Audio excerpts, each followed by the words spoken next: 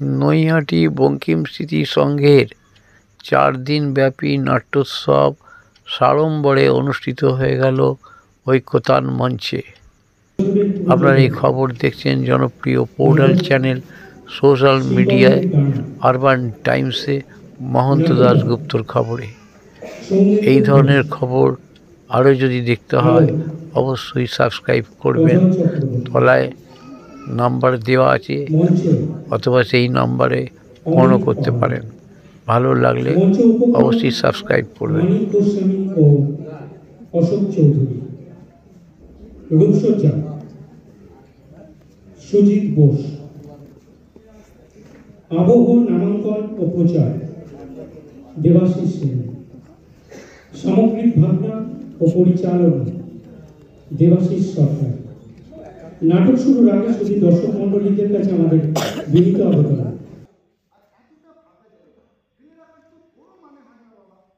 কলকাতার পার্ক সার্কাসের এই অঞ্চলটা তুমি তো জানো, আমার খুব ভালো লাগে। ভোরবেলায় কত পাখি আসে দেখেছো? এতগুলো টাকা ফিরিয়ে দেওয়ার মধ্যে আমি তো তোমার শুধু গোয়ার তুমিই দেখতে পাই, এর মধ্যে কোনো দূরদর্শিতা আছে বলে তো আমার মনে হয় না। আমাদের বাগানের মতো এমন সুন্দর বাগান, আম, জাম, কাঁঠাল, বাতাবি লেবু, লিচু, আর কোথাও দেখেছো নাকি সুন্দর? আচ্ছা বাবা, এই সুন্দর নামটা আমায় কে দিয়েছে? আমার বাবা। আমার নামের সাথে তোমার নাম মিলিয়ে রেখেছিলেন সুন্দরলাল। গাছপালা, পাখি, নির্জনতা, এসবের উপর আমার কোনো বাজে সেন্টিমেন্ট নেই বাবা। ও তাই? তাহলে তো তুমি কলকাতার মোস্ট প্র্যাকটিক্যাল মানুষ। সারা জীবন আমি তো তোমার বিপক্ষে কোনো কথাই বলিনি।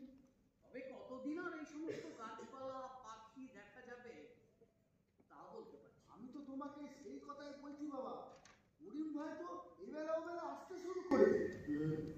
কনস্ট্রাকশন কোম্পানিগুলোর নজর এখন এখানেও এসে পড়েছে। করিম ভাইয়ের নজর তো বরাবরই ছিল। আমাদের ঠাকুরদা ঢাকা থেকে এক্সচেঞ্জ করে যে বাড়িতে আসবে, করিম ভাইয়ের বাবা সেটা ভাবতেই পারেনি। আমাদের আমাদের এই বাড়িটার ওপর ওদের 100 বছরের নজর। কড়কড়ে নোটের বান্ডিলে একাচিকে বোঝাই করে প্রমোটাররা যেভাবে হানা দিচ্ছে, তাতে মাথা ঘুরে যাওয়াই স্বাভাবিক। যেটা আসছে সেটা তো মেনে নেওয়াই ভালো বাবা। সেটা কি সব ক্ষেত্রে সত্যি হয় সুন্দর? বছর 10-এর মধ্যে দেখবে এই বাক্স টাইপের বাড়িতে পাড়া ছেয়ে গেছে, আমি বলে দিই।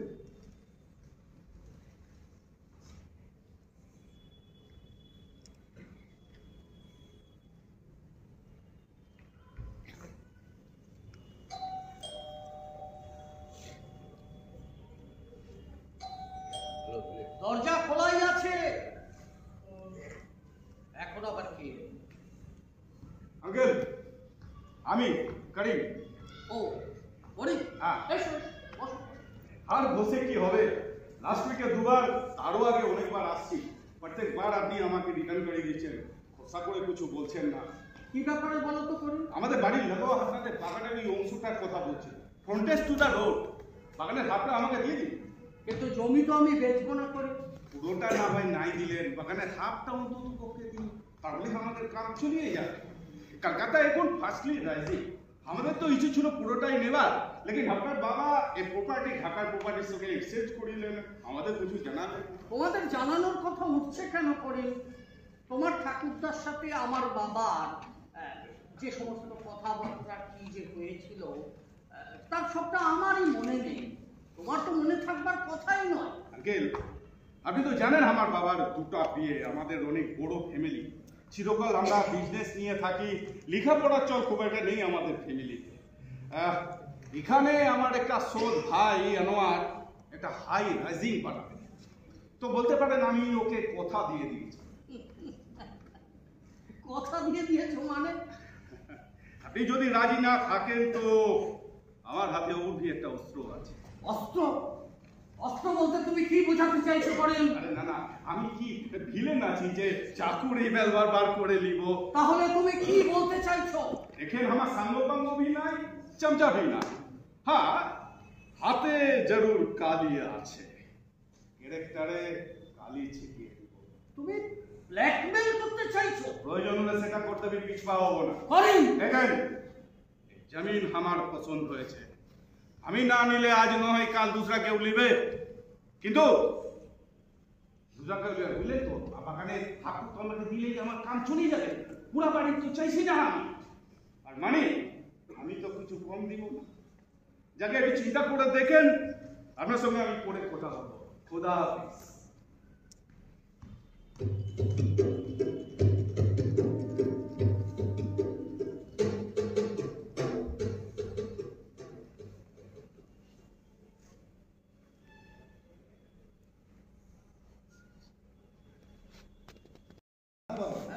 দেখো তো হ্যাঁ, আমি কে এসেছেন।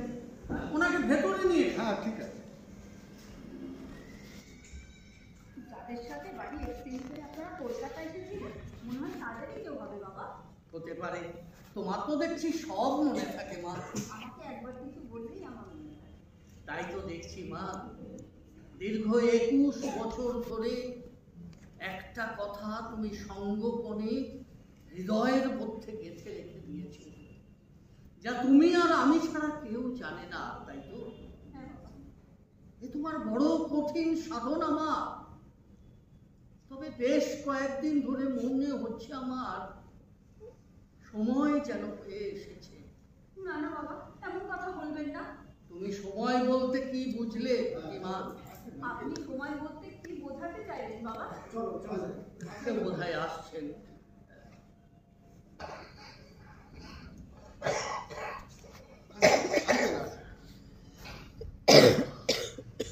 হিরালাল ভাই, মিজানুর সাহেব! আরে, আসুন আসুন আসুন, বসুন। প্রায় 25 বছর পরে আপনার লোকে দেখা। তখন একবার আইছিলাম খালাতো বইয়ের ম্যারেজ অনুষ্ঠান। বলেন কেমন আছেন বলেন? ভালোই। আপনিও বলুন, আপনি কেমন আছেন? হ্যাঁ, আর তো আমাদের দেখা হয়নি। আচ্ছা, চিনতে কোনো কষ্ট হয়নি তো? হ্যাঁ না, সঙ্গে এটি কে? কি আমার নাতনি।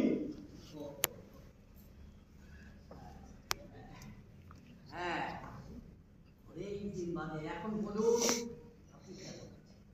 খুব ভালো। আমি তো দেখতেছি আগের মতনই আছে। আঙ্কেল, আপনারা কথা বলুন, আমি ভেতরে যাই। আচ্ছা আচ্ছা আচ্ছা। জানেন হিরালাল ভাই, অনেক দিন ধরে খুব ইচ্ছাই এই সুযোগে আয়া পড়লাম। খুব ভালো করেছেন। আমার প্রথম স্কুল কোনটা জানেন তো? Ballygunge government school. আর আমার প্রথম স্কুল হচ্ছে ঢাকার ব্রজমোহন বিদ্যালয়। আচ্ছা মিজানুর সাহেব, ওই ঢাকার বাখরখানে কি ঠিক তেমনই আছে? আহা, কি সুস্বাদু! সব খেয়াল আগের মতন থাকে। ঢাকা এখন যে স্বাস্থ্য মহানগর, ওইখানে ধনীর ধন যত, গরিবের দারিদ্রতাও তো। ঢাকা আছে এই মসলিন আর নাই, পদ্মা আছে এই ইলিশ আর নাই। ব্যাপারটা বুঝলেন তো? হ্যাঁ, বুঝলাম আর কি। সারা জীবন কলেজে মাস্টারি কইরা কিছুটা ক্লান্ত, বুঝলেন না? জীবন দেখুন সমাপ্তির দিকে। তাই ভাবলাম আপনার ভিটা শেষবারের মতো দেখে আসে। খুব ভালো। নাতি হজর করে লইছি। প্রতিটা মানুষের জানা প্রয়োজন তার রূপটা কোথায়, দুনিয়ার কোন মাটিতে তার অরিজিন না জানলে চলে। দেশটা যদি পাকিস্তান না হতো কে কইতে পারে? ওরা তো এখানেই জন্মাই। ঠিক ঠিক। তা আপনাদের মালপত্র সব কোথায়? আমরা কাল দুপুরে আসা ফ্রিজ কুর্সিটার এক হোটেলে উঠছি, মালপত্র সব ওইখানেই রাখে। না না, এটা কিরকম হলো? তুমি দাঁড়িয়ে কেন? বসো বসো বসো বসো এখানে। তুমি কি এখন পড়াশোনা করছো না? হ্যাঁ, আমি বাংলায় এমএ করছি। ওর খুব ইচ্ছা ওই যে জেমস টড সাহেবের গ্রন্থটি আছে না, কোন গ্রন্থের কথা বলছেন? Animals and antiquities of Rajasthan, Bangla সাহিত্যের গ্রন্থটি নানা কথা। দিদি ভাইয়ের ইচ্ছা এম এর পরে গবেষণা করতে চান। বাহ, খুব ভালো। কিন্তু এই গবেষণার ব্যাপারে আমি তো কিছুই বুঝবো না। বললেই বুঝতে পারবেন। জেমস টড ছিলেন ইস্ট ইন্ডিয়া কোম্পানির খুব বড় একজন অফিসার, কিন্তু আদতে তিনি লিখে দিয়েছেন রাজস্থানের ইতিহাস। এই একটি মাত্র গ্রন্থ থেকে প্রভাবিত হয়ে বঙ্কিমচন্দ্র লিখেছেন রাজসিংহ উপন্যাস, রমেশচন্দ্র দত্ত উপন্যাস লিখেছেন রাজপুত জীবন সন্ধান, মাইকেল মধুসূদন দত্ত লিখেছেন নাটক পল্লী, আর রঙ্গলাল বন্দ্যোপাধ্যায় লিখেছেন প্রথম স্বাধীনতার কবিতা। স্বাধীনতাহীনতায় কে বাঁচিতে চায় হে, কে বাঁচিতে চায়, দাসত্ব শৃঙ্খল বলো, কে পড়িবে পায় হে, কে পড়িবে পায়। বাহ, তোমার গবেষণা একদিন নিশ্চয়ই সফল হবে মা। আশীর্বাদ করবে। তাই তো আমাদের রাজস্থানটা ঘুরে দেখাই নিয়ে গেল। তাহলে তো আপনারা অনেকদিন হলো এখানে এসেছে। তা আমরা আইসি 14-15 দিন। মিঠু মা, আমাদের ফ্লাইটটা যেন কবে ছিল? 21শে জুলাই। আচ্ছা মিজানুর সাহেব, ওই দেশের অবস্থা এখন কেমন? ভালো না, ভালো না। ছাত্র আন্দোলন খুব দানা বাইন্ধা উঠছে। কে জানে এই আগ্নেয়গিরি কবে বিস্ফোরণ ঘটাই। মিঠু মা, পরশু দিন তোমার বাবার ফোন করতে কইছিলাম, ফোনে পাইছিলা? না দাদা, কলকাতায় আসার পর থেকে ইন্টারনেটের প্রবলেম। কথাটা তোমার আমার আগেই বলা উচিত ছিল। না না, মিঠু মাকে বলবেন না। এই ইন্টারনেটের প্রবলেম আমাদের এখানে প্রায়শই থাকে। রনি আসুক, দেখবেন সমস্ত প্রবলেম ঠিক করে দিয়েছে। তোমার নাম কি মা? সোহিনী রহমান, ডাক্তার মিঠু, আপনি আমাকে মিঠু বলেই ডাকবেন। বেশ। আচ্ছা, আপনি এখন কি একটু চা খাবেন? না, বেশি চা খাইলে রাত্রে ঘুম আসে। তাছাড়া আমি চা জল খাবার তো খাইয়াই বাইরে। বয়সকালে ওরকম একটু ঘুম কমে। হঠাৎ করে দাঁড়িয়ে আপনার ব্যস্ত করে না না, এই কথাটা দয়া করে আর বলবেন না মিজানুর সাহেব। বলছি, চলুন না একটু বাগানের দিকে চলুন, চলে আসবেন। চলুন। রনি, রনি, শোনো। Yes, your highness. এনারা সব ঢাকা থেকে এসছেন, বুঝেছো? আর এই তো দেখছো এই বাড়িটা আমাদের, এই বাড়িটা আমাদের একসময় এনাদের পূর্বপুরুষদের ছিল। ইনি হচ্ছেন মিজানুর ভাই, তোমার এখন দাদুই বলতে পারো। উনি আমার সাথে এখানে বসে গল্প গুজব করুন, আর তুমি এক কাজ করো, ওনাদের ওই হোটেল থেকে ওনাদের লাগেজগুলো নিয়ে এসো। নাতনির সাথে একটু পরিচয় করে নাও। Hi, Ronnie. His highness is Nana. Hi Mithu. তাহলে ওদের কি হাইটাই চলতেছে? চলবে না কেন? এটা তো international language for the youth. Generation gap, communication গ্যাপও বলতে পারেন। দাদু, গাড়িটা নিয়ে যাই? হ্যাঁ যাও, তুমি দাঁড়িয়ে আছো কেন? তাড়াতাড়ি গ্যারেজ থেকে গাড়িটা বের করে যাও। ঠিক আছে। মিঠু, হোটেলটা মনে রেখেছো তো? কি যে বলো না। মিঠু শোনো, হ্যাঁ দাদা। আজ পর্যন্ত হোটেলের সমস্ত কিছু মিটাই দিয়ে আসবো। হ্যাঁ, আচ্ছা দাদা। চলো। শোনো Ronnie, no rash drive. Hotel থেকে লাগেজগুলো নিয়ে তাড়াতাড়ি চলে আসো। হ্যাঁ, চলি তাহলে? আচ্ছা চলো। চলো। চলো। সবাই দেখি একই রকম। হ্যাঁ, একই রকম। বাগানে। চলো। এই বাড়ি এক্সিডেন্টের সময় সব একই রকম আছে। আপনারা তো এখান থেকে কিছুই নিয়ে যেতে পারেননি। আপনারাও তো ঢাকার বাড়ি থেকে একটু করে কার্টুন নিয়ে আসতে পারেন। জানেন নিদালাল ভাই, এই বাড়িতে ঢোকার মুখে দোতলার দক্ষিণের ঘরটা সুন্দর দেখা যায়। ওই ঘরটাতে থাকতেন আমার আব্বু আর আম্মা। নিচের ঘরে থাকতেন এক বিধবা পুত্র। সবারই ইন্তেকাল হয়ে এখানে আসার সময় স্বাধীনতার সুখ না দেশ ছাড়ার দুঃখ মিলেমিশে একটা টান টান ব্যথা। আচ্ছা, শিয়ালদার পথে মেলাটা এখন হয় নিশ্চয়ই। হ্যাঁ, হয় বই কি। মেলা থেকে আপু আম জাম বাদামের সারা কিনে এই বাগানটাকে লাগাইছি। সব এখনো আছে, গাছগুলো সব আছে, দেখবেন নাকি ভেতরে গিয়ে? না এখন থাক, মিঠুটা আসুক, ও আসতে একসাথেই দেখুন। বেশ বেশ। কথাটা তখন আমার মাথায় জ্বালা ধরিয়ে দিল। সেদিন স্কুল ছুটির পর আমি হাঁটতে শুরু করলাম। মনের ভুলে দেখে চলে এসেছি একদম উল্টো দিকে। হাঁটতে হাঁটতে কখন যেন পৌঁছে গেছি একদম বড়। সন্ধ্যা শেষ হয়ে তখন সবেমাত্র রাত নামতে যাচ্ছে। আমি লুকিয়ে রইলাম বড় বড় গাছের আড়ালে, আমাকে কেউ দেখতে পাচ্ছে না। হঠাৎ বন্দুকের আওয়াজ,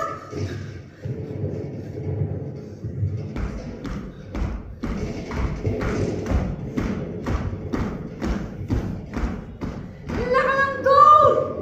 একবার বন্দুকের আওয়াজ এদিকে হয় তো একবার এদিকে, দিক ভুল করে ফেললাম। আকাশের তারায় তারায় দেখি সেখানে কোনো ভাগ নেই।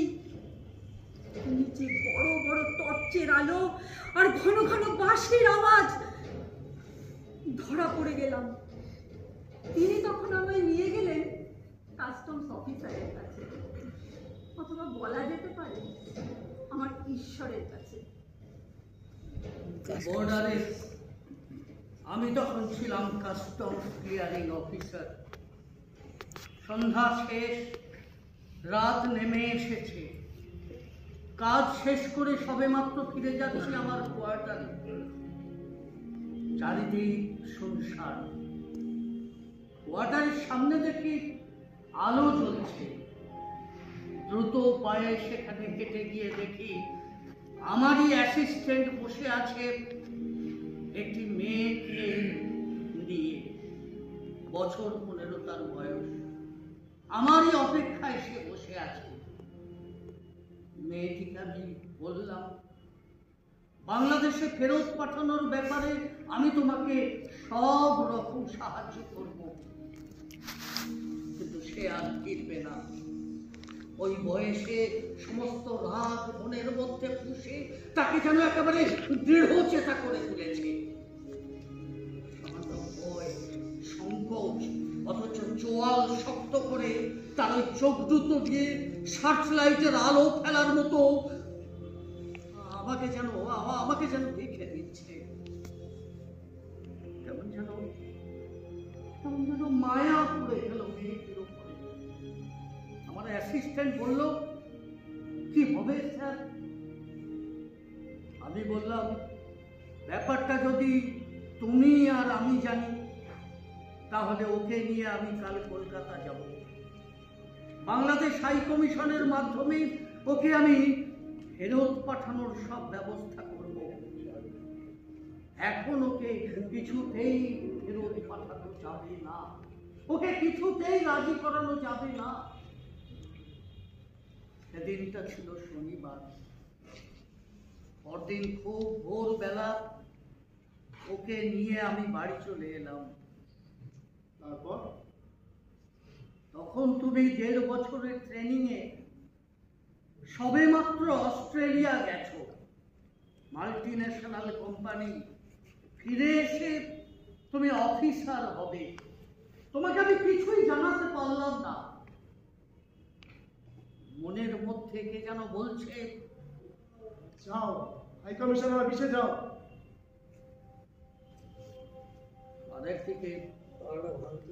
আরেকদিকে মেয়েটির প্রতি কেমন যেন মায়ায় আমি জড়িয়ে গেলাম।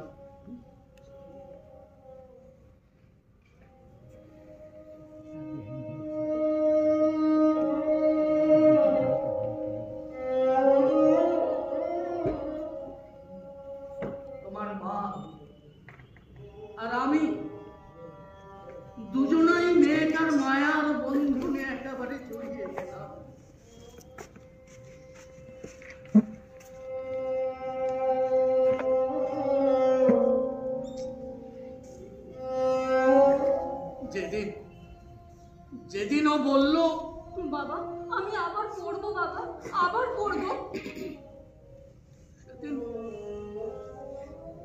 সেদিন আমি নিজেকে ধরে রাখতে পারিনি সুন্দর। তুমি একবারও সমাজের কথা ভাবলে না বাবা? না, ভাবিনি। তোমার মা বলল সমাজের কথা ভেবে তো তুমি ওকে এখানে আনোনি, এনেছো মানবিকতার কারণে। আমি না হয় আরেকটু এগিয়ে গিয়ে ওকে বরণ করে নেব আমার ছেলের বউ।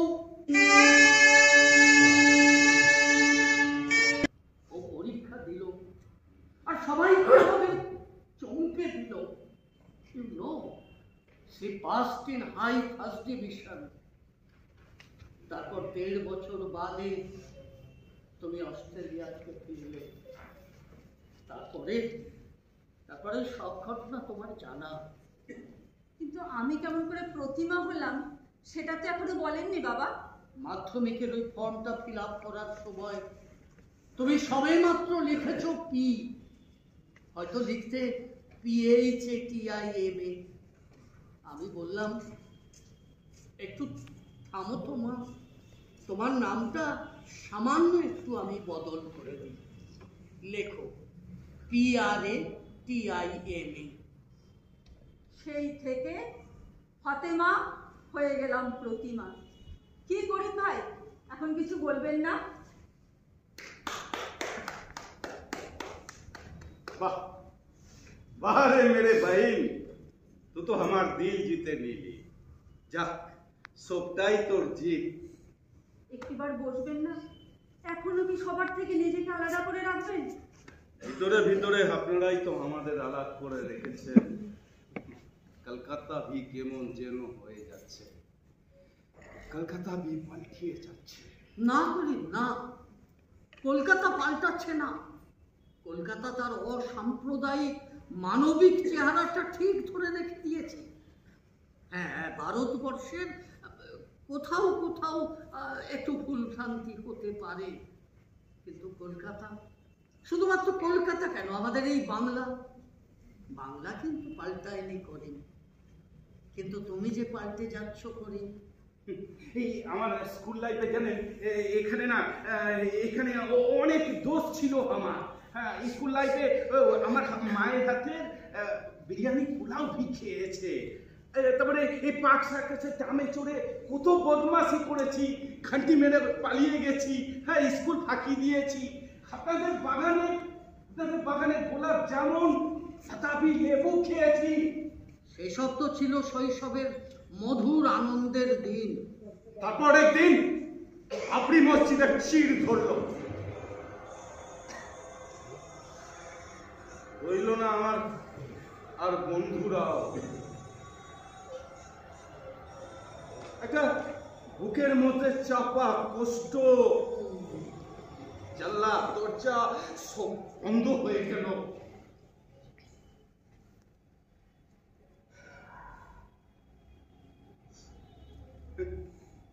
ঈদের দিন ঠিক করেন, তুমি যা বলেছ ঠিক। এতে শুধু তোমার দোষ দেব না, দোষ তো আমাদেরও। ঈদের দিন চাঁদ দেখি আর ভাবনা করি, সঞ্জয়, অরিবান, সৌগত, সুন্দর লাল, ওই এরা তো আর আগের মতো আসে না। করিম ভাই, তোমরা জানো না ঈদের চাঁদ আমার কাছে কেমন করে হাসে না, কেমন করে হাসে না।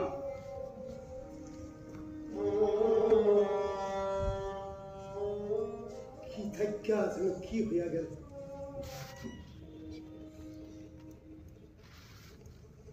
সুন্দর, তুমি প্রতিমাকে নিয়ে ঘরে যাও। জানি এই মুহূর্তে তুমি খুবই আপসেট, কিন্তু তুমি একমাত্র পারো ওর মনের অবস্থাটা বুঝতে। তুমি পারো ওর একমাত্র সাথী হতে। যাও মা, ঘরে যাও।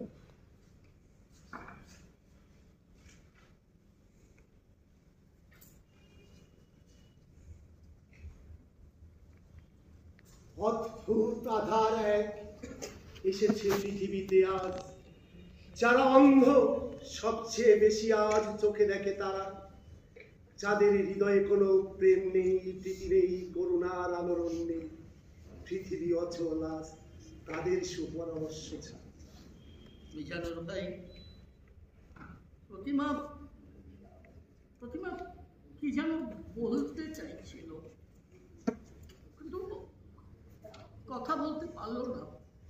এতগুলা বছর ওর সাইপা রাখা 70 শিয়াজ উজাড় কইরা দিছে, খাওয়ারে আঘাত কইরা সবচাইতে বেশি আঘাত পাইছে ও দিছে। ও কি আর কথা বলতে পারবে না মিজানুর ভাই? বলবে, ও নিশ্চয়ই বলবে। ওদেরই তো একলা, নিজের মতো করে থাকতে দেন। চলেন বাগানের দিকে যাইবেন নাকি? দাদু দাদু দাদু দাদু একটু দাদু, এত অন্তদন্ত হয়ে তুমি কোথা থেকে আসছো?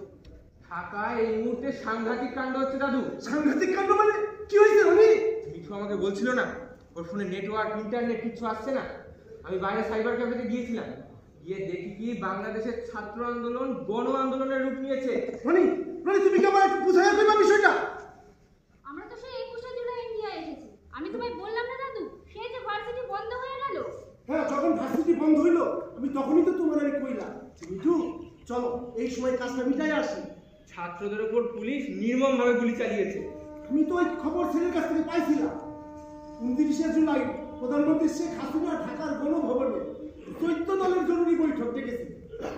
আমি ভাবছিলাম এবার বোধহয় অন্যবারের মতো সবকিছু মিটটা যাইব না। হ্যাঁ দাদু, গত 30শে জুলাই আওয়ামী লীগ সরকার নিহত ছাত্রদের সঙ্গে শোক দিবস ঘোষণা করেছে। এ খবর আমিও পেয়েছিলাম।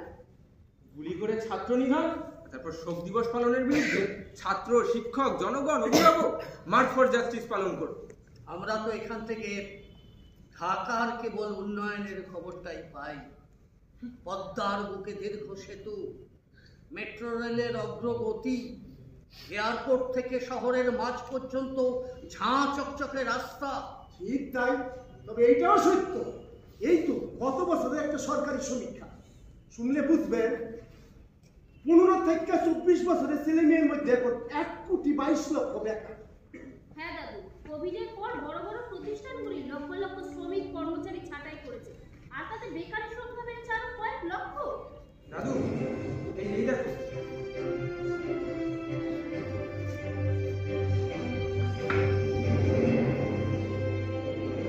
আমরা জানতে পেরেছি গত বাংলাদেশের নির্বাচন, বিচার ব্যবস্থা, অর্থনৈতিক সংকট, বেকারত্ব, গুম করে দেওয়া, গুপ্ত হত্যা ও নানা বিষয়ে প্রবল সমালোচনা বাংলাদেশের প্রধানমন্ত্রী শেখ হাসিনার 4র্থ দফায় সরকার গঠনের প্রক্রিয়ার শুরু থেকেই সঙ্গী ছিল। সমাজে ঘটে যাওয়া প্রতিটি নেতিবাচক কাজকর্মের জন্য অনিবার্যভাবে বিরোধী দলকে দায়ী করার প্রবণতা প্রধানমন্ত্রীর প্রতি বুমেরাং হয়ে ফিরে এসেছে বলে মনে করা হচ্ছে। জুলাই মাসের গোড়ার দিকে ঢাকা বিশ্ববিদ্যালয়ের কিছু ছাত্র সরকারি সকল চাকরিতে কোটা সংস্কারের দাবি নিয়ে প্রতিবাদ করে। প্রথম দিকে কোথাও তেমনভাবে সাড়া না মিললেও পরে দেশের সমস্ত সরকারি ও বেসরকারি বিশ্ববিদ্যালয়ে এই প্রতিবাদ দাও দাও করে ছড়িয়ে পড়ে।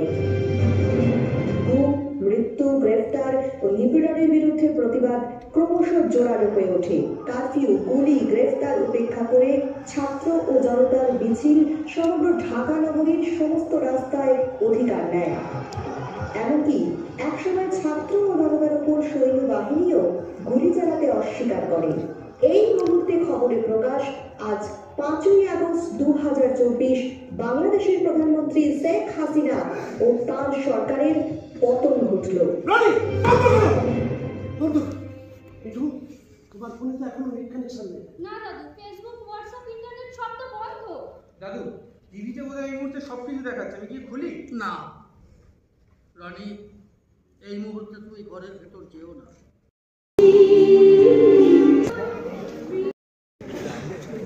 আপনারা আর একটু সময় আমাদেরকে দিয়ে দেন, আমি মঞ্চে ডেকে নিচ্ছি এই নাটকের দেবাশিস সরকার মহাশয়কে। প্রথমে আপনারা প্রত্যেকেই জানেন যে আমাদের প্রতি বছরই আমাদের সঙ্গে আজীবন সদস্য যুক্ত হয়। প্রতি বছরই আজীবন সদস্য গ্রহণ করে। এই বছর আজীবন সদস্য হয়েছে আমাদের এই এতক্ষণ যারা নাটক দেখলেন এই সুস্মিতা ভৌমিক, তার হাতে আমরা একটু আজীবন সদস্যের স্মারক তুলে দেবেন আমাদের সাংস্কৃতিক সম্পাদক কাজল ভট্টাচার্য।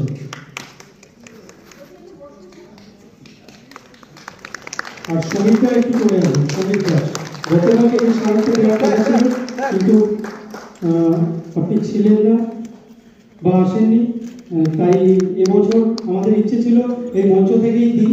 তাই এই বছর আমরা আপনার হাতে আজীবন সদস্যের স্মারক আমরা তুলে দিচ্ছি। সমীর দাসের হাতে কাজল ভট্টাচার্য আমাদের সাংস্কৃতিক সম্পাদক তুলে দিচ্ছে আমাদের আজীবন সদস্য। আপনারা যখন নাটক দেখলেন, এই নাটকের পরিচালকের হাতে পুষ্পস্তবক তুলে দিচ্ছে আমাদের সম্পাদক অশোক চৌধুরী। উৎসব স্মারক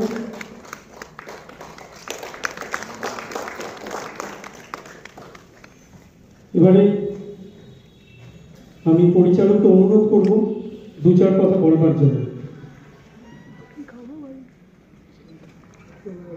পরিচালক কথাটা বলা হচ্ছে, সেই অর্থে আমাকে পরিচালক বললে ভুল হবে, কারণ এই কাজটা ওনারা নিজেরাই করেছে।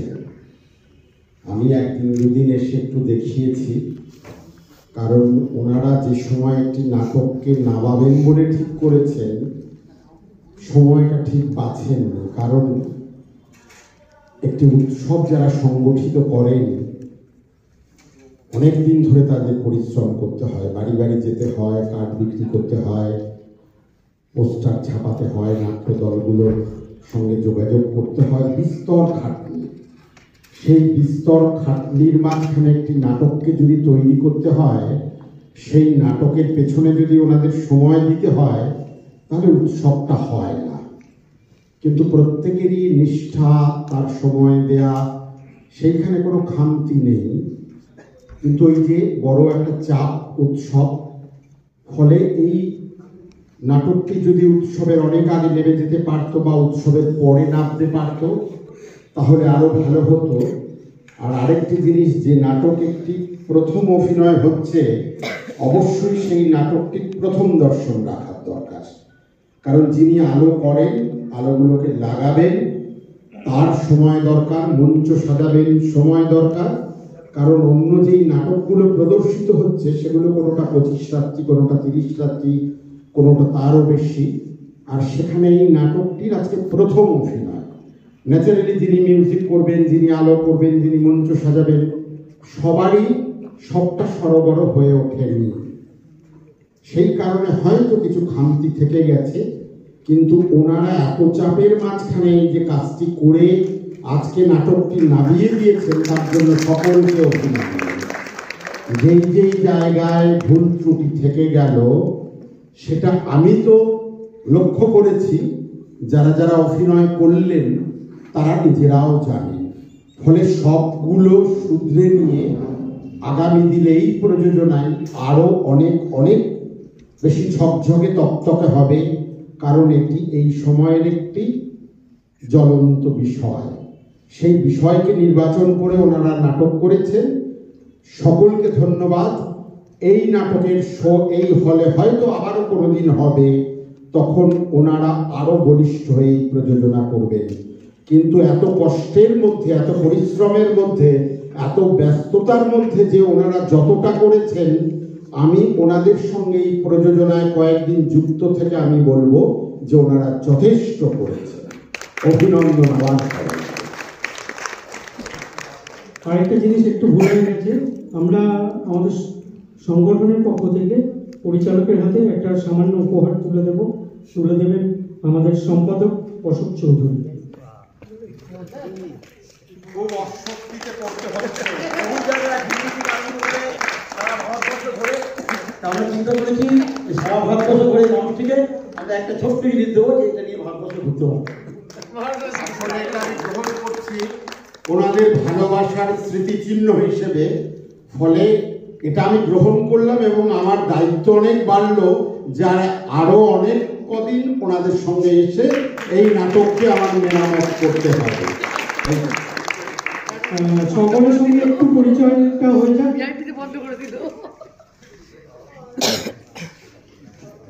তপন দেবনাথ, তোমার সুস্মিতা ভৌমিক, সুষমা দাস, বিমল দেব, সুজিত দেব, আগে ভট্টাচার্য, সৌমিন বিশ্বাস, সুজিত বসু। আর আমাদের এই নাটকের আলোর দায়িত্বে ছিল অজয় চক্রবর্তী। অজয়টা কোথায়? আর আবহর দায়িত্বে ছিল দেবাশিস সেন। আমি ধন্যবাদ জানাচ্ছি আমাদের এই পৌরসভার সমস্ত কর্মীরা এবং পৌরসভার ভাইরা যারা আমাদের এই উৎসবটাকে সাহায্য করেছে, ধন্যবাদ জানাচ্ছি। সমস্ত যারা সাংবাদিক আছে, যারা আমাদের সংবাদকে দিচ্ছে, আমি ধন্যবাদ জানাচ্ছি। আমাদের সমস্ত বিজ্ঞাপনদাতা এবং আমাদের যারা আর্থিক সাহায্য দিয়েছে তাদেরকে ধন্যবাদ জানাচ্ছি। আগামী দিনে আপনারা আমাদের সাথে এইভাবে থাকবেন, এই আশা রেখেই আমরা আমাদের অনুষ্ঠান আজকের মতো শেষ করলাম।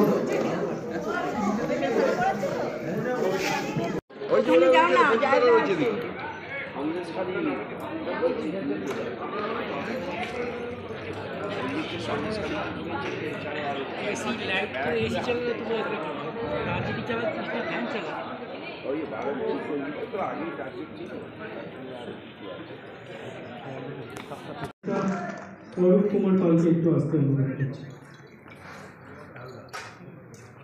এই নাটকের নির্দেশক রামকৃষ্ণ মণ্ডল মহাশয়ের হাতে পুষ্পস্তবক তুলে দেবেন অরূপ কুমার পাল।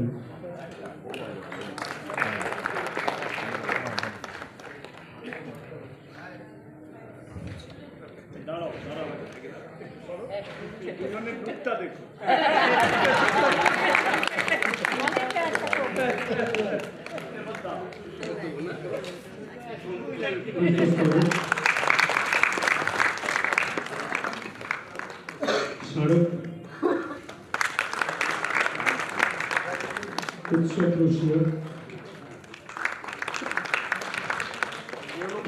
ভাই ছোট ফটি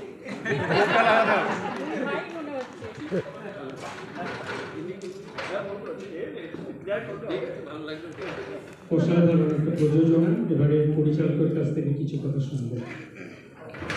প্রথমে আমার পরিচয়, আমার ডান দিকে রয়েছে সায়ন, হিমেল, সমীর, শঙ্কর, আমাদের উপস্থিতার শিল্পী শ্রুতি। এই ওদের দুজন আর এর পরিচয়, এরা হচ্ছে আমাদের যুগের জাতি নাট্য চর্চা কেন্দ্র থেকে উঠে এসেছে।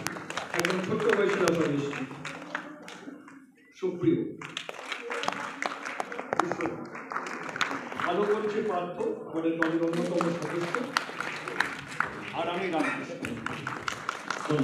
ও আর কিছু নয়, বলার আলাদা করে কিছু নেই।